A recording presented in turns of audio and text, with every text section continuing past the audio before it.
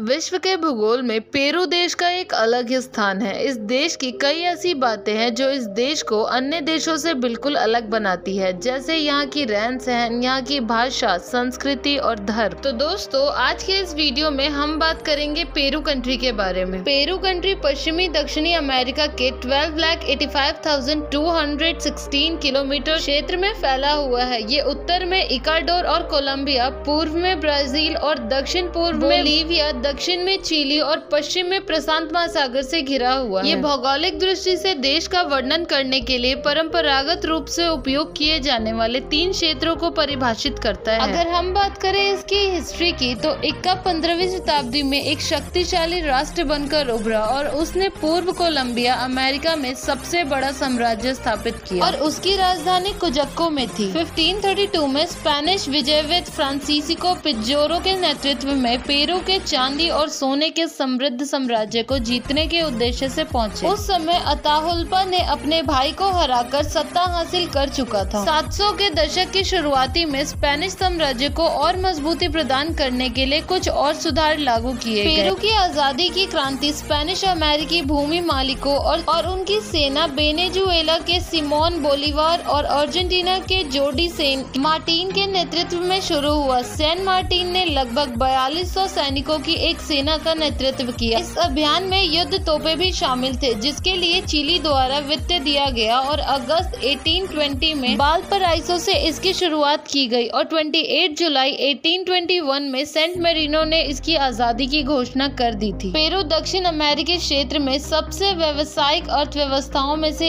एक है। 2007 में इसकी जीडीपी $198 बिलियन थी, जो कि इसके अनुमानित क्रय शक्ति के आधार पर दुनिया का 49वां सबसे बड़ा देश बनता है। उसके दौरान यहाँ लगभग 9% की सकल घरेलू उत्पादन की वृद्धि दर दर्ज की गई थी। वर्तमान में पेरू की अर्थव्यवस्था दुनिया में 48वां सबसे बड़ी है। सेवा क्षेत्र देश के सकल घरेलू उत्पादन का 65% हिस्से का प्रतिनिधित्व करता है। इसके बाद विनिर्माण 26.4% और 8.5% के साथ कृषि आता है। 1993 के पेरू के संविधान के अनुसार पेरू की ऑफिशियल लैंग्वेज स्पेनिश है, जो यहाँ मूल रूप से 82.6% लोगों द्वारा बोली जाती है। पेरू कंट्री की ऑफिशियल करेंसी का नाम न्यूवो सोल है। पेरू विश्व में सोने का छठा सबसे बड़ा उत्पादक देश है। पेरू कंट्री ने साल 2010 में 162 सोने का उत्पादन किया था। और दोस्तों, क्या आप लोग को पता है पेरू कंट्री की रीति रिवाज भी बहुत ही ज्यादा अजीब है, जिसे सुनकर आप भी हैरान हो जाएंगे। यहाँ पे लोग नए साल पे अपने दोस्तों और रिश्तेदारों को येलो कलर का अंडरवियर गिफ्ट करते हैं और शादी से पहले लड़का लड़की एक दूसरे के साथ कुछ दिनों तक पति पत्नी की तरह रह सकते हैं। पेरू देश में 3000 से भी अधिक आलूओं की किस्में पाई जाती है और मक्का की 55 से अधिक किस्मों की खेती होती है। और दोस्तों, पेरू देश जापान के बाद पूरे विश्व में एकमात्र ऐसा देश है जहां पर डॉल्फिन का मांस खाया जाता है। पेरू देश पूरे विश्व में विभिन्न मछली प्रजातियों के मामले में भी सबसे ज्यादा अग्रणी है। यहाँ मछलियों की लगभग 5000 से भी ज्यादा प्रजातियां पाई जाती है और यही नहीं बल्कि यहाँ 25,000 से भी ज्यादा पौधों की प्रजातियां पाई जाती है। पेरू देश पूरे विश्व में कॉफी का 8वां और अरेबिक बीन्स का 5वां सबसे बड़ा उत्पादक देश है। पेरू देश की आधिकारिक राजधानी लीमो के बीचों बीच 10 फीट ऊंची एक दीवार है, जो सबसे गरीब वाले इलाकों को सबसे अमीर इलाकों से अलग करती है।